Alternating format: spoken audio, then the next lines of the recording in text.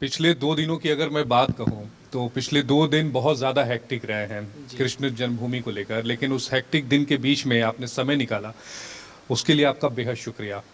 लेकिन एक जो मुहिम आप लोगों ने शुरू की या फिर एक का आप लोगों ने आगाज किया था राम जन्मभूमि से, वो आगाज श्री काशी विश्वनाथ श्री कृष्ण जन्मभूमि, आखिर ये कहाँ जाके थमेगा विष्णु? देखिए, मैं एक बात कहना चाहता हूँ। हम लोग हमेशा इस नरेटिव को मानते हैं, समझते हैं और बहुत जल्दी सब लोग उसे अंडरस्टैंड करते हैं।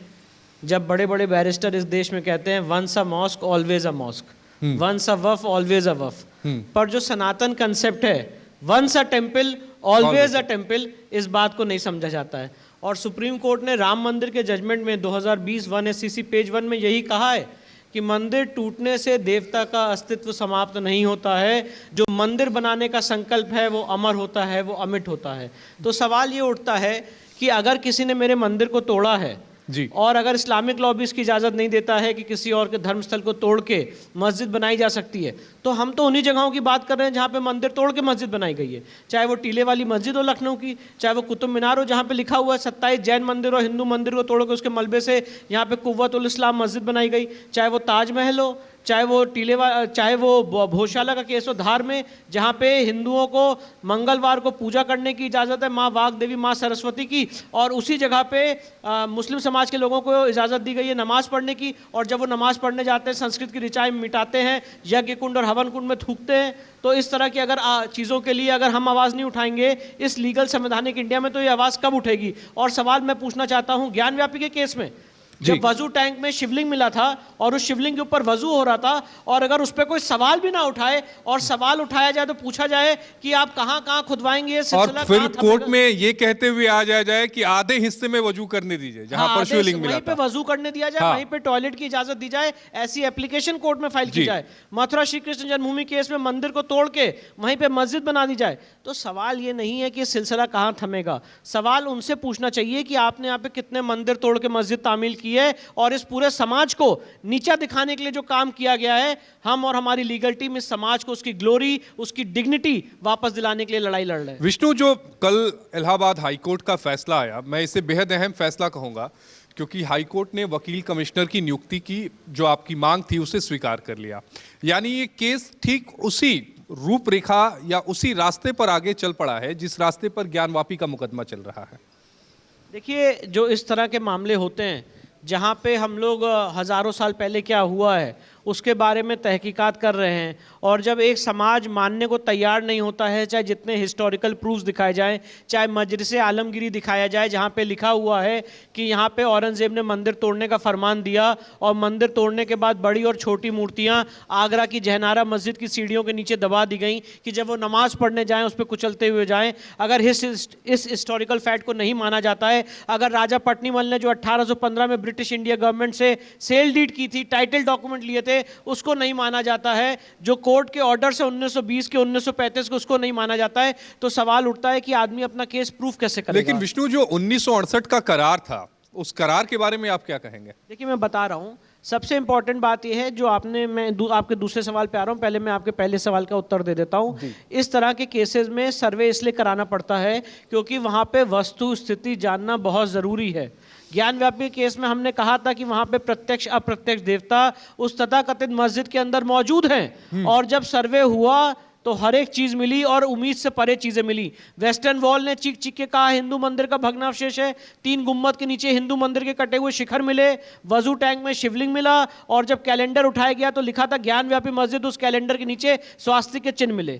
तो उसी तरह से जब श्री कृष्ण जन्मभूमि का सर्वे होगा तो मैं आपके चैनल के माध्यम से कहना चाहता हूं, बहुत सारे प्रूफ और बहुत सारे फैक्चुअल पोजिशन कोर्ट के पटल पर रखने का हम काम करेंगे। अब आपके दूसरे सवाल का मैं उत्तर दे देता हूं। आपने पूछा कि 12 अक्टूबर 1968 का समझौता कैसे हुआ, और जरा सा समय दे दीजिए इसको एक्सप्लेन कर देता हूं। बिल्कुल बिल्कुल, आप समझाइए। कृष्ण जन्मभूमि के केस में इसकी लीगल डॉक्यूमेंटेड हिस्ट्री है कि 1618 में, इससे पहले भी इस मंदिर को बहुत बार तोड़ा गया है, और 1618 में राजा बीर सिंह बुंदेला ने 33 लाख रुपए की कॉस्ट से इस मंदिर को बनवाया था। बर्बर क्रूर आक्रांता औरंगजेब ने 1670 में वहां पे फरमान जारी किया, जो मजलिस आलमगिरी के पेज नंबर 95 और 96 में दर्ज है, जडूनाथ सरकार की किताब में, जिसमें उसने लिखा है, जाओ जाके कृष्ण जन्मभूमि की मंदिर को तोड़ दो। और उसके आदेश के अनुपालन में मंदिर तोड़ी गई और बड़ी और छोटी मूर्तियां आगरा की जैनारा मस्जिद की सीढ़ियों के नीचे दबा दी गई कि जब वो नमाज पढ़ने जाए उस पर कुचलते हुए जाएं। इसके बाद 1770 में बैटल ऑफ गोवर्धन हुआ, मराठाओं ने उस जगह को दोबारा जीता। 1803 में ईस्ट इंडिया कंपनी आई और 1815 में इस 13.37 एकड़ जमीन की नीलामी हुई, ऑक्शन हुआ, और उस नीलामी में राजा पटनीमल जो बनारस के राजा थे, उन्होंने सब पूरी संपत्ति को खरीद लिया। ये पहला ऐसा विचित्र केस है इस देश का जहां पे संपत्ति का मालिकाना हक हमारे पास है और कब्जा किसी और के पास है। इसके बाद राजा पटनीमल के जो वारिस हैं, उन्होंने पूरी संपत्ति श्री कृष्ण जन्मभूमि ट्रस्ट को दी 1944 में और पंडित मदन मोहन मालवीय को दी। इसके बाद वहां पे एक मंशा थी कि भव्य मंदिर का निर्माण किया जाएगा, पर वहीं पे एक फ्रॉड किया गया। 1958 में एक फर्जी संस्था बनाई गई, श्री कृष्ण जन्मभूमि सेवा संघ। और मैं पूछना चाहता हूं आपके चैनल के माध्यम से, कौन थे द्वारका प्रसाद मिश्र जो मध्य प्रदेश के चीफ मिनिस्टर थे? कौन सी पार्टी से ताल्लुक रखते थे? इसको जरा इन्वेस्टिगेट करिएगा। उन्होंने कॉम्प्रोमाइज किया, उन्होंने पहले केस फाइल किया। आप फ्रॉड देखिए, जो ओनर नहीं है, जो मालिक नहीं है, उसने केस फाइल किया कि इस मंदिर की संपत्ति में कुछ लोग घुस आए हैं, और उस केस में कॉम्प्रोमाइज किया 12 अक्टूबर 1968 में, और कहा जहां तक आप आ गए हैं उसके बारे में हम कुछ नहीं बोलेंगे। जब हमने इस पर रिसर्च की तो पाया कि ये पूरा कॉम्प्रोमाइज फेक है, फ्रॉड से ऑब्टेन किया गया है। और सुप्रीम कोर्ट के एक नहीं हजारों अथॉरिटी है जो ये कहती है कि फ्रॉड अनरेवल्स एवरीथिंग। अगर कोई चीज फ्रॉड से ऑब्टेन की गई है तो कभी भी चैलेंज की जा सकती है। और एमएल शर्मा के केस में भी इलाहाबाद हाईकोर्ट ने कहा था कि इस कॉम्प्रोमाइज को आप चुनौती दे सकते हैं कॉम्पिटेंट कोर्ट में। हमने इसलिए मथुरा श्री कृष्ण जन्मभूमि केस में 25 सितंबर 2020 को केस फाइल किया। इलाहाबाद हाईकोर्ट ने इस मामले की गंभीरता को समझते हुए यह केस अपने पास मंगाया ओरिजिनल ट्रायल के लिए 26 मई 2023 के ऑर्डर से, और कल इलाहाबाद हाईकोर्ट ने ऐतिहासिक फैसला देते हुए वहां पे एडवोकेट कमीशन का ऑर्डर किया है। आज शाहिद का मस्जिद सुप्रीम कोर्ट आई थी, सुप्रीम कोर्ट ने भी उनको स्टे देने से मना कर दिया है। तो अब इसका कॉन्सिक्वेंस ये है कि इसका मतलब मान के चले कि आने वाले समय में अगर वकील कमिश्नर की जो नियुक्ति का आदेश दिया है, वकील कमिश्नर जब अपनी रिपोर्ट फाइल कर देंगे तो एक और एप्लीकेशन आपकी तरफ से फाइल होगी एएसआई सर्वे की मांग को लेकर। देखिए, अब हमारी क्या लीगल स्ट्रेटेजी होगी आगे ये हम डिस्क्लोज नहीं कर सकते हैं, पर आज की डेट में एडवोकेट कमीशन अपॉइंट होना बहुत ज़रूरी था, क्योंकि जो जगह की वस्तु स्थिति है वो पता लगना बहुत ज़रूरी है। और आगे हमारी क्या क्या स्ट्रेटेजी होने वाली है ये कोई भी अच्छा सिविल लॉयर कभी डिस्क्लोज नहीं करेगा। विष्णु, लेकिन अगर हम बात करें ज्ञानवापी के मुकदमे की, ज्ञानवापी के मुकदमे में जो एएसआई का जो सर्वे हुआ है वो कितना अहम होगा? क्योंकि अगर हम राम जन्मभूमि की बात करें तो राम जन्मभूमि मामले में एएसआई के सर्वा बहुत ज्यादा बेनिफिट नहीं दे पाया था, लेकिन इस केस में, इस मुकदमे की अगर बात करें तो क्या अलग है? देखिए, मैं इतना कहना चाहता हूं, 92 डेज के एएसआई के सर्वे में मैंने पार्टिसिपेट किया, और जो 5 दिन का एडवोकेट कमीशन का सर्वे हुआ था, एएसआई की टीम उससे बहुत आगे निकल चुकी है। करीब 300 से ऊपर आर्टिफैक्ट्स, 300 से ऊपर आर्टिफैक्ट जिसकी लिस्ट बनाई गई है वो डिस्ट्रिक्ट मजिस्ट्रेट को सौंपे जा चुके हैं।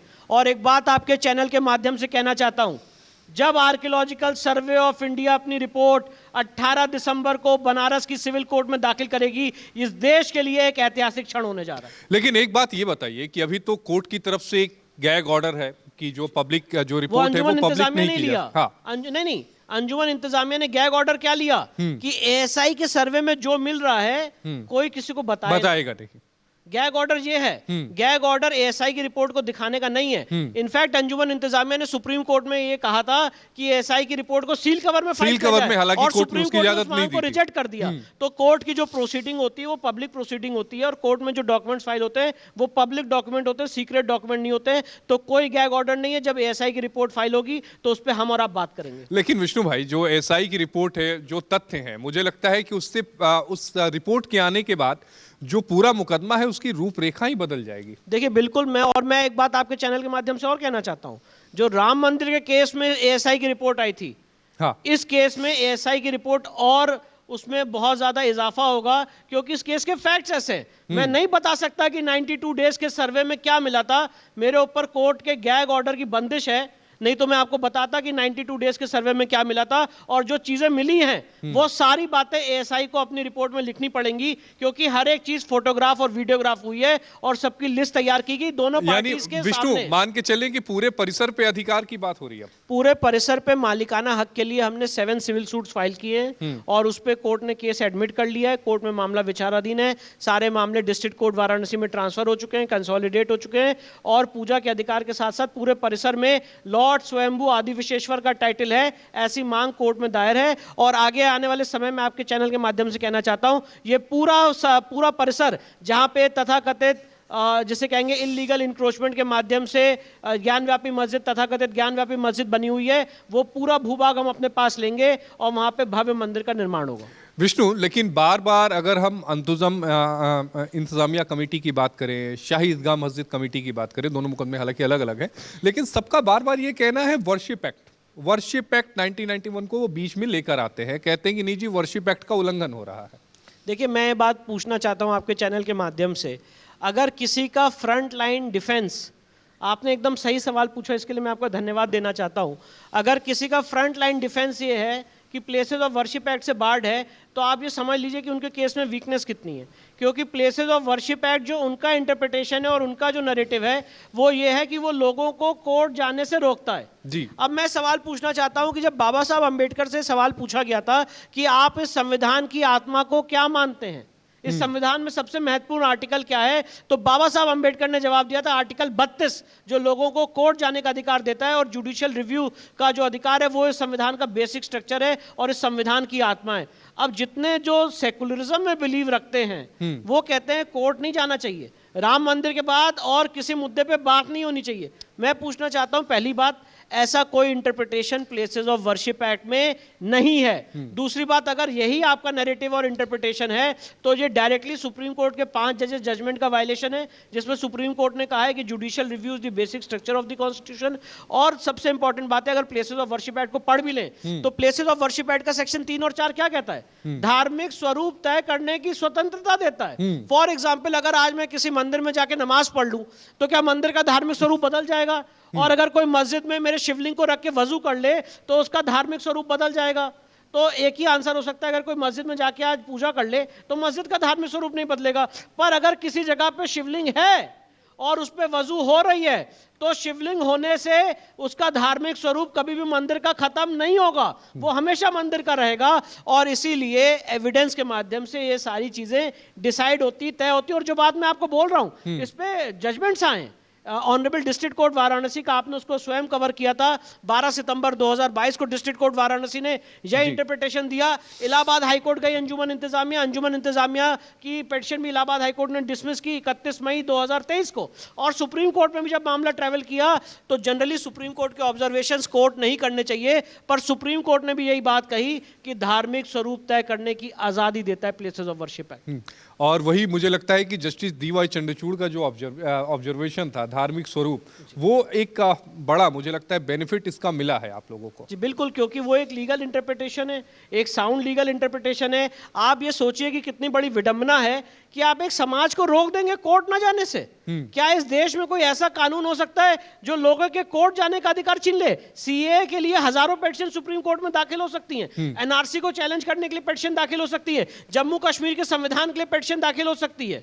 पर अगर कोई कहे कि यहाँ पे हमारे मंदिर को तोड़ के मस्जिद बनाई गई है तो क्या उसके लिए कोई आदमी आपने इसीलिए वर्शिप एक्ट को भी सुप्रीम कोर्ट में चैलेंज किया हुआ है? जी, मैंने प्लेसेस ऑफ वर्शिप एक्ट को सुप्रीम कोर्ट में चैलेंज किया है, इस आधार पे कि अगर यही लीगल इंटरप्रिटेशन है कि लोगों के कोर्ट जाने का अधिकार प्लेसेस ऑफ वर्शिप एक्ट छीनता है, तो ये बेसिक स्ट्रक्चर का उल्लंघन है और सुप्रीम कोर्ट ने उसमें नोटिस जारी किया है। आज तक केंद्र सरकार ने उसमें अपना एफिडेविट फाइल नहीं किया। हाँ, केंद्र सरकार का अभी तक स्टैंड नहीं आया और हमेशा एडजमेंट केंद्र सरकार की तरफ। क्या केंद्र सरकार अपने पत्ते नहीं खोलना चाहती, क्या वजह है? देखिए, मैं केंद्र सरकार का वकील नहीं हूं, तो मुझे नहीं पता कि केंद्र सरकार का क्या स्टैंड होगा या उनकी क्या मंशा है। पर मैं इतना जानता हूं कि एक लीगल रिसर्च के माध्यम से हमने पिटीशन आर्टिकल 32 में सुप्रीम कोर्ट में फाइल की है, विश्व भद्र पुजारी पुरोहित महासंघ के नाम से। सुप्रीम कोर्ट ने उसमें नोटिस जारी किया है और ये कॉन्स्टिट्यूशनल वैलिडिटी इसमें एक्ट की इन्वॉल्व है। अगर इस तरह का, पहली बात तो मेरा ये कहना है, आपके सामने क्लियर पोजीशन और स्टैंड है कि प्लेसेस ऑफ वर्शिप एक्ट इस तरह का इंटरप्रिटेशन नहीं देता है। पर 30 साल से मैं आपके चैनल के माध्यम से कहना चाहता हूं कि बनारस की कोर्ट में हमारा केस स्टे करा के रखा इसी लीगल डिबेट में कि places of worship act apply होता है कि नहीं होता है। तो इस तरह के इंटरप्रिटेशन अगर हैं तो एक कोर्ट से जुडिशियल वर्डिक्ट आना चाहिए माननीय सुप्रीम कोर्ट से, इसलिए हमने सुप्रीम कोर्ट और मुझे मैंने जितने भी मुकदमों को देखा है राम जन्मभूमि के बाद, हम लोगों ने, आपने लड़ा, मैंने कवर किया था उस मुकदमे को, उसके बाद जितने भी मुकदमे आपने दाखिल किए, चाहे कृष्ण जन्मभूमि का हो, चाहे ज्ञानवापी का हो, चाहे दूसरे मंदिरों का हो, हर जगह पहला कॉज इनका ये था कि ये जो सूट दाखिल किया गया है ये मेंटेनेबल नहीं है क्योंकि वर्शिप एक्ट के दायरे में, क्योंकि वो नहीं चाहते हैं कि यहाँ पे इंक्वायरी हो। वर्शिप एक्ट की प्ली क्यों ली जा रही है आप इसको समझिए, ज्ञानव्यापी का केस का जीता जागता उदाहरण है। क्योंकि जब वहां पे सर्वे हुआ और वहां पे कटी हुई मूर्तियां मिली, जो ज्ञानव्यापी मस्जिद का कैलेंडर था उसके नीचे स्वास्तिक का चिन्ह मिला, वजू टैंक में शिवलिंग मिला, 3 गुम्बद नीचे कटे हुए हिंदू मंदिर के शिखर मिले, वेस्टर्न वॉल ने चीख चीख के कहा कि ये हिंदू मंदिर का भग्नावशेष है, व्यास जी के तहखाने में किस तरह से प्लेसेस ऑफ वर्शिप एक्ट का मर्डर करते हुए व्यास जी को उस तहखाने से बाहर फेंका गया, ये सारी बातें उभर के सामने आई, इसलिए वो नहीं चाहते थे मामला खुले। और श्री कृष्ण जन्मभूमि के केस में भी वो नहीं चाहते हैं कि इस केस के सही फैक्ट्स कोर्ट के सामने आए। तो एक जो लीगल स्ट्रेटेजी होती है निप इन द बड, कि अगर कोई चीज उभर रही है तो उसको वहीं पे दबा दो, वही काम ये लोग कर रहे हैं क्योंकि वो नहीं चाहते। लेकिन कृष्ण जन्मभूमि की बात कर रहे हैं, उसमें इलाहाबाद हाईकोर्ट का बड़ा अच्छा जजमेंट है, जिसमें इलाहाबाद हाईकोर्ट ने डे टू डे हियरिंग के, वो माफ करिएगा, सारे डिस्ट्रिक्ट कोर्ट्स में जो मैटर पेंडिंग थे उनको अपने पास ट्रांसफर कर लिया और सुप्रीम कोर्ट ने भी कोई रोक अभी तक दी नहीं है। देखिए, हमने कृष्ण जन्मभूमि का केस नेशनल इंपॉर्टेंस का केस है जी। जब भी कोई राष्ट्राध्यक्ष इस देश में आता है या फॉरेन डिग्नेटरी आता है तो हम लोग उनको गीता भेंट करते हैं, पर जो योगेश्वर श्री कृष्ण ने गीता का ज्ञान दिया, आज उनकी जन्मस्थली पे हम एक्चुअली उनको दर्शन नहीं कर पा रहे हैं। उनकी जो मेन जन्मस्थली है वहाँ पे आपने शाही ईदगाह मस्जिद बना दी, तो उसके लिए ये जो मुकदमा है हमने कोर्ट के सामने ये प्लीडिंग ली कि ये नेशनल इंपॉर्टेंस का मुद्दा है और इसमें बहुत ज़्यादा सेंसिटिविटीज़ इन्वॉल्व हैं। इसलिए जैसे राम मंदिर के केस का ओरिजिनल ट्रायल इलाहाबाद हाईकोर्ट ने किया था 1989 में, उसी तरह से श्री कृष्ण जन्मभूमि केस का ओरिजिनल ट्रायल इलाहाबाद हाईकोर्ट करे।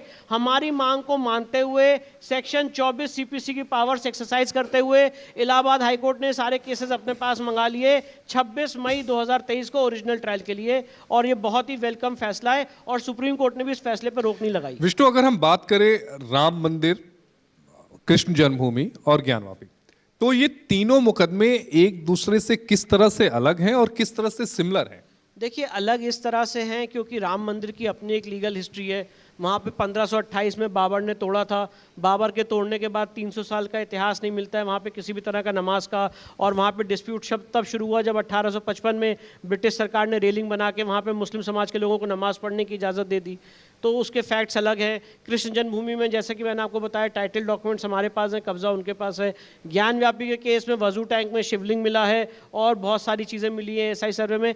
तो हर एक केस के अपने अपने फैक्ट्स होते हैं, पर हर एक केस में सिमिलैरिटी ये है कि वहाँ पे देवता का अस्तित्व था और देवता के अस्तित्व को खत्म करने के लिए एक प्री एग्जिस्टिंग मंदिर को तोड़ के मस्जिद तामील की गई। आप ये भी बात करते हैं, कहते हैं कि जो वर्शिप एक्ट है वो 1948 के बाद की संरचना की बात करता है, और आप जिस संरचना की बात कर रहे हैं वो 1948 के पहले का है। आप ये कह रहे हैं कि नहीं, जो हमारी पहले की जो संरचना है हम तो वही मांग रहे हैं, हम कुछ नया तो मांग नहीं रहे हैं। जी बिल्कुल, देखिए, प्लेसेस ऑफ वर्शिप एक्ट यथास्थिति करने की इजाजत देता है। 15 अगस्त 1947 को जो जिस जगह का धार्मिक स्वरूप था, तो धार्मिक स्वरूप क्या था, धार्मिक स्वरूप क्या था, ये कोर्ट में एविडेंस के आधार पर लीड होगा।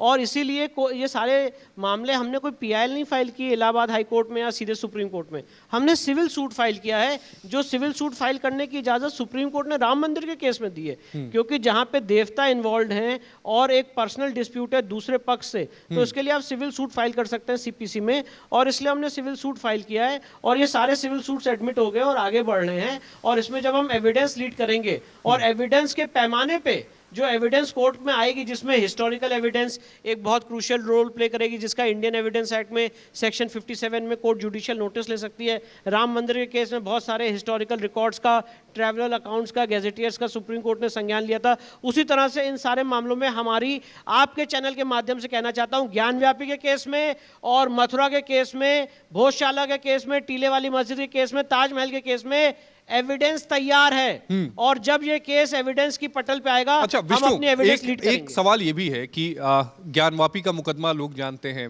कृष्ण जन्मभूमि का जानते हैं, लेकिन भोजशाला के मुकदमे के बारे में लोगों को कम, टीले वाली मस्जिद के बारे में लोगों को कम जानकारी है। जरा बताइएगा ये दोनों मुकदमे हैं क्या? देखिए, आपने, मुझे लगता है हम लोग बहुत बड़े एक इस देश में सेकुलरिज्म का नैरेटिव फैलाया गया, किस तरह का हमने सेकुलरिज्म देखा है और सेकुलरिज्म का जो गंदा और विभत्स रूप है वो हम लोग देख रहे हैं। क्या आपने किसी मस्जिद में ऐसा कोई ऑर्डर देखा है कि एक मस्जिद में हिंदू समाज के लोग मंगलवार को पूजा कर सकते हैं और फ्राइडे को कोई मस्जिद में नमाज पढ़ सकता है? ऐसा कोई आपने किसी अथॉरिटी का ऑर्डर देखा है क्या? मैंने तो अपने लीगल करियर में आज तक नहीं देखा। पर भोजशाला के केस में एक ऑर्डर पास किया आर्कियोलॉजिकल सर्वे ऑफ इंडिया ने, और ऑर्डर क्या पास किया कि जो माँ वाग देवी का, माँ सरस्वती का मूल स्थान है, जहां माँ वाग देवी की मूर्ति है, उस मूर्ति की जगह पे हिंदू समाज के लोग मंगलवार को पूजा करेंगे और उसी जगह पे मुस्लिम समाज के लोग नमाज पढ़ेंगे। और इसका रिजल्ट ये हो रहा है कि जब मुस्लिम समाज के लोग फ्राइडे को नमाज पढ़ने जाते हैं तो जो वहां पे हवन कुंड बना हुआ है उसमें थूकते हैं, संस्कृत की ऋचाएं मिटाते हैं और वहां पे स्ट्रक्चर को डैमेज करने की कोशिश करते हैं। माँ वाग देवी की ओरिजिनल मूर्ति आज भी ब्रिटिश लंदन म्यूजियम में रखी हुई है और वो कह रहे हैं कि हम आपको देंगे मूर्ति इस शर्त पे कि जो उनका मूल स्थान था उसको वहां पे स्थापित करिए। वहां पे खुदाई हुई है एसआई की, हनुमान जी की मूर्ति वहां से मिली है और वो आज भी एसआई के पास रखी हुई है। और भोजशाला में हिंदू समाज के साथ जीता जागता इनजस्टिस हुआ है और उस इनजस्टिस को रेस्टोर करने के लिए हम लड़ाई लड़ रहे हैं इस सेकुलर इंडिया में। अगर कोई आदमी सेकुलरिज्म को मानता भी है तो सेकुलरिज्म की भी धज्जियां उड़ाते हुए ये ऑर्डर पास मतलब अपनी चीज पाने के लिए लंबी लड़ाई लड़नी पड़ रही है और उसमें कमेंट्स भी सुनने पड़ते हैं कि कब तक ये लड़ाई चलेगी, कहां तक रुकेगी, ये कम्युनल लड़ाई है, आप इस देश में टेंशन पैदा करना चाहते हैं। मतलब आप मेरे हवन कुंड में थूकते रहें, संस्कृत की ऋचाएं मिटाते रहें, शिवलिंग पे वजू करते रहें, मूर्तियां तोड़ते रहें, मस्जिद बनाते रहें,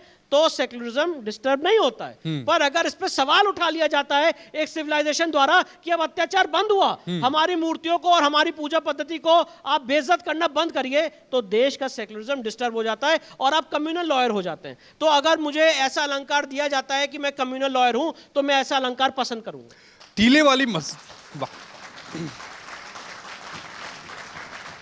विष्णु, टीले वाली मस्जिद की क्या कहानी है ये भी बताइए। टीले वाली मस्जिद में वो वीरवर लक्ष्मण जी का मूल स्थान था, जहां वीरवर लक्ष्मण जी की मूर्तियां और उनका मंदिर स्थापित था। आज भी मेरे बाबूजी ने वहां पे सिविल सूट फाइल करके 2013 में वहां पे वो कुआं निकाला, जो कुआं पाताल लोक तक जा रहा है, उसका एडवोकेट कमीशन किया था 2012 में लखनऊ बेंच के ऑर्डर्स के तहत। और उस टीले वाली मस्जिद में, जिसे लक्ष्मण टीला कहा जाता था, वहां मंदिर तोड़ के उसी पे मस्जिद बना दी और मस्जिद का नाम क्या रखा? टीले वाली मस्जिद। वो लक्ष्मण टीला था जहां पे वीरवर लक्ष्मण जी का स्थान था, उनका मूल स्वरूप था, वहां पे बराबर पूजा पाठ हो रही थी। उसके रेवेन्यू रिकॉर्ड्स में भी एंट्री मिलती है, उसके हर जगह विवरण है, ट्रैवल अकाउंट्स भी हैं। इसको लेके हमने 2013 में सिविल सूट फाइल किया और सिविल सूट हमारा एडमिट हुआ। प्लेसेस ऑफ वर्शिप एक्ट का आर्गुमेंट उसमें रिजेक्ट किया। उसके अगेंस्ट जो वहाँ की मस्जिद कमेटी है वो डिवीजन में डिस्ट्रिक्ट कोर्ट के यहाँ गई, डिस्ट्रिक्ट कोर्ट ने भी उनका आर्गुमेंट रिजेक्ट किया। उसके अगेंस्ट इस समय मामला इलाहाबाद हाईकोर्ट की लखनऊ खंडपीठ में विचाराधीन। लेकिन विष्णु, मैंने देखा कि आप ट्रेवल करते रहते हैं, मतलब इतनी आईए डाली जाती है दूसरी पार्टी की तरफ से। कभी आप बनारस रहते हैं, कभी आप एमपी रहते हैं, कभी आप दिल्ली में रहते हैं। Supreme court, high court, lower court, manage कैसे कर पाते? देखिए, हर एक चीज़ मैनेज होती है। अगर आपको एक मंशा है कि इस पूरे सिविलाइजेशन को आपको जस्टिस दिलाना है, इस पूरे सिविलाइजेशन को उनकी जो आध्यात्मिक ग्लोरी है उसको आपको रेस्टोर करना है, तो आज के मॉडर्न युग में जो आदमी मेहनत करने को तैयार है हर एक चीज़ मैनेज कर सकता है। तो इसलिए मुझे लगता है कि मुझे ईश्वर ने अपॉर्चुनिटी दी है कि मैं अपने धर्म और अपने कौम के लिए लड़ सकूं, और वही काम मैं कर रहा हूं और अपने जीवन के अंतिम सांस तक करता रहूं। विष्णु, लेकिन बहुत बढ़िया विष्णु, एक सवाल ये भी यहाँ पर लगातार उठाया जाता है कि आखिर विष्णु शंकर जैन ही क्यों? देखिए, मैंने आपके सामने बात की, इसलिए तो मैं आपके चैनल पे आया हूँ कि और भी लोग खड़े हों। मैं जहां जहां जाता हूं यही बात करता हूं कि हो सकता है मैं अपने जीवन काल में जो मंदिर तोड़ी गई है उसको रेस्टोर ना कर पाऊं, पर इस समाज के अंदर एक ऐसी चेतना पैदा कर पाऊं कि समाज के हर एक कोने में, हर एक राज्य में ऐसे लोग उठ के सामने आए और ये कहें कि आपने भले ही हमारी मंदिर तोड़ दी हो, ये सनातन समाज हजारों साल बाद भी वापस उठेगा और बोलेगा कि यहाँ पे हमारी मंदिर थी, हमें हमारी ग्लोरी रेस्टोर करिए। और इसी के लिए हम जा रहे हैं, हर जगह जा रहे हैं। इस जागरूकता के लिए विष्णु को एक बड़ी कीमत चुकानी पड़ी है। विष्णु मेरे बड़े अजीज मित्र, पुराने मित्र हैं, मैं इनको हम 1.5 दशक से एक साथ हैं, दोस्त हैं। कई आपने एडवोकेट्स को देखा होगा, वो वेकेशन में फॉरेन छुट्टियों पर जाते हैं, घूमने जाते हैं, लेकिन विष्णु ने पिछले 15-16 सालों में जितना कमाया वो सब कुछ इन केसों पर लगाया। और विष्णु के पास बैंक बैलेंस नहीं है, कैसे मैनेज करते हैं वो मैं जानता हूं। और सबसे बड़ी बात है, विष्णु ने 1 रुपए किसी से नहीं लिए इन सभी मुकदमों को लड़ने के लिए, और विष्णु ने अपने दम पर लड़ा। देखिए, हमारी कोशिश है, ईश्वर ने हमें शक्ति दी है, और ये शक्ति से देखिए ये सारी बातें ऐसी हैं कि जो आध्यात्मिक हमारी ऊर्जा के केंद्र हैं उसको रेस्टोर करना बहुत ज़रूरी है। ऐसा हम होते हुए नहीं देख सकते हैं कि काशी में शिवलिंग के ऊपर वजू होता रहे और हम सारा समाज चुप बैठा रहे। किसी ना किसी को तो लेकिन आगे ये बहुत आना बड़ी पड़ेगा। बात है विष्णु की, अपनी पूरी जरूरतों को, अपनी ख्वाहिशों को दबाकर एक लक्ष्य जो आपने साधा है, जो आपने समाज में जागरूकता फैलाने की मुहिम शुरू की है, उसमें लगा देना बहुत बड़ी बात। मुझे लगता है कि मेरे गुरुओं का आशीर्वाद है, मेरे पिताजी का, माननीय हरिशंकर जैन साहब का, और जैन धर्म यही तो सिखाता है, जिनेंद्री बनना, अपनी सारी इंद्रियों पे वश करके अपना काम करना। तो मैंने उसी काम को आगे बढ़ाया। ये काम आगे इसी तरह बस जारी रहेगा? मेरा तो यही मैं और मेरा परिवार और मेरी लीगल टीम इसी चीज़ के लिए कटिबद्ध है, और आप भी यहीं पे, हम भी यहीं हैं, और इन सारी लीगल लड़ाइयों को हम लोग जीतेंगे। ज्ञान व्यापी में भी, मथुरा में भी हम लोग जीत की दहलीज पे हैं, और आगे आने वाले समय में इन सारी जगहों को रेस्टोर करके सनातन विष्णु, समाज 2 को सौंपने मुकदमों का का काम जिक्र मैं करेंगे। संक्षिप्त में करना चाहूंगा क्योंकि समय कम है। एक कुतुब मीनार जो आपकी पिटीशन पेंडिंग है, और दूसरा ताजमहल जिसमें शिवलिंग का दावा किया गया है, वो संक्षिप्त में बताइएगा क्या देखिए, है? ताजमहल में मैं ये बताना चाहता हूँ, कंप्लीट हिस्टोरिकल रिसर्च है, और उसका मैं आपको आगे चल के विवरण भी दूंगा। शाहजहां ने खुद माना है बादशाहनामा में कि उसने राजा जय सिंह से ये मंदिर लिया था और एक्सचेंज किया था कि वो आपको, अपना राजा जय सिंह को, उसका धर्म बदलने के लिए फोर्स नहीं करेगा। एक्सचेंज में लिया था। अच्छा। और वो उसके लिए डेटिंग भी की गई है ताजमहल की, और उस डेटिंग में ये स्पष्ट रूप से आया है कि ताजमहल शाहजहां से पहले का है। 2015 में हमने आगरा के सिविल कोर्ट में मुकदमा दायर किया था। आपको पता है आर्कियोलॉजिकल सर्वे ऑफ इंडिया ने उसमें क्या एफिडेविट फाइल किया? हमने कहा ये ताजमहल जो है एक शिव मंदिर है। आर्कियोलॉजिकल सर्वे ऑफ इंडिया ने कहा नहीं, विष्णु शंकर जैन गलत बोल रहे हैं, ये विष्णु और शिव मंदिर है। ये एसआई का एफिडेविट है। और ताजमहल के केस में ये साबित हो चुका है कि शाहजहां ने नहीं बनाया ऐसे। ये फर्जी हिस्ट्री हमें पढ़ाई जाती है कि ताजमहल को शाहजहां ने बनाया, नहीं बनाया। उसके नीचे आज भी 27 कमरे हैं जिसमें हिंदू मंदिर और हिंदू मूर्तियां, शिवलिंग और अलग अलग अभिषेक और चीजें हैं। मैं पूछना चाहता हूं, इस्लाम में सबसे इंपॉर्टेंट क्या होता है? किसी भी एक वैलिड मजार के लिए सुपुर्दे खाक होना। जी। ताजमहल एक वाटर बेस्ड मॉन्यूमेंट है, यमुना के रिवर बेड पे बना हुआ है। उसके अंदर ऐसी लकड़ियों का इस्तेमाल हुआ है कि जितना वहां पे पानी जाता है वो मॉन्यूमेंट और स्ट्रांग हो जाता है, तो वहां पे सुपुर्दे खाक हो ही नहीं सकता है। जो शिवलिंग का मूल स्थान था, शिवलिंग हटा के वहां पे आपने ये आर्टिफिशियल मजार लगा दी। और मुमताज महल तो वहां से 400 किलोमीटर दूर बुरहानपुर में बरी हुई थी, वहां पे बरी ही नहीं हुई थी। ये सारे हिस्टोरिकल फैक्ट्स है, पर हमको गलत हिस्ट्री पढ़ाई जाती है। और इसी तरह से मुझे लगता है आगे आने वाले समय में हम ये कोर्स करेक्शन करेंगे, इस फॉल्ट लाइंस को पहचानेंगे और करेक्ट हिस्ट्री लोगों के सामने लाएंगे। बिल्कुल लेकर आएंगे। और विष्णु के लिए चंद लाइनें हैं कि विष्णु, मुझे लगता है कि आने वाले समय में आप कई सारी चीज़ें हैं, चाहे वो कुतुब मीनार है, आने वाले समय में केसेस के लोड आपके ऊपर बढ़ेंगे, लेकिन मुझे लगता है कि जिस निष्ठा से, जिस ईमानदारी से, जिस संकल्प के साथ आप लगे हुए हैं, वो सफलता ज़रूर मिलेगी। और किसी ने बड़ा खूब कहा है कि है वक्त बदलने का, हर काम बदल डालो, है वक्त बदलने का, हर काम बदल डालो, आगाज बदल डालो, अंजाम बदल डालो। बहुत शुक्रिया विष्णु आपका, बहुत शुक्रिया। For more such videos, subscribe to the NewsX YouTube channel, hit the bell icon.